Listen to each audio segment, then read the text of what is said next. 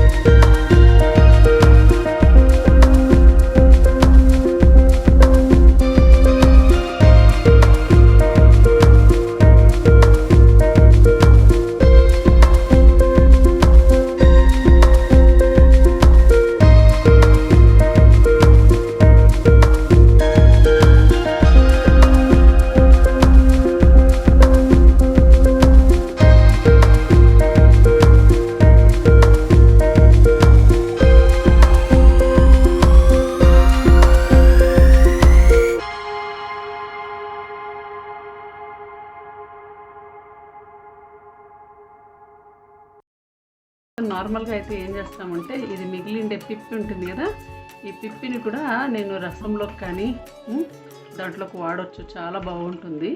దీన్ని పారేసేది లేదు. అంటే మనం రసం చేస్తాం కదా, రసంలోకి ఎట్లాగో కొద్దిగా స్వీట్ రావాలనుకుంటాం కదా, రసంలోకి ఇది వేసేస్తే చాలా బాగుంటుంది టేస్ట్. ఇది కర్ణాటక వాళ్ళ చేసే ఒక రసం టేస్ట్ వస్తుందన్నమాట. ఇది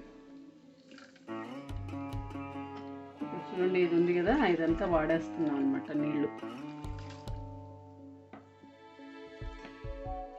ఇంకా కావాలంటే కూడా మీరు కావాలంటే కొద్దిగా వేసుకోవచ్చు. నీళ్ళు వేసుకునే దాంట్లో అభ్యంతరం లేదు. అట్లాగే మీకు రుచికి తగ్గట్టుగా కావాలంటే బెల్లం కూడా ఇంకొద్దిగా వేసుకోవచ్చు. కొంతమంది బాగా తీపి తినే వాళ్ళైతే బెల్లం వేసుకోవచ్చు ఇంకొద్దిగా.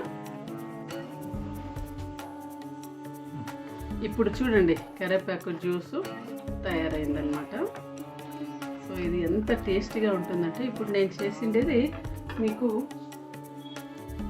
ఒక 3 గ్లాసులు జ్యూస్ అవుతుందన్నమాట. చూడండి, 3 గ్లాసుల జ్యూస్ రెడీ. హెల్దీ అమృత ఆహారం రెడీ అన్నమాట. రోజు మీరు ఇలా గ్లాస్లో చేసుకుని మధ్యాహ్నం పూట కానీ సాయంత్రం పూట కానీ ఇలా తాగొచ్చు అనమాట. చాలా very rich with vitamins, minerals ఉండే అట్లాంటి ఒక జ్యూస్ మీకు రెడీ 3 గ్లాసులు. Thank you very much.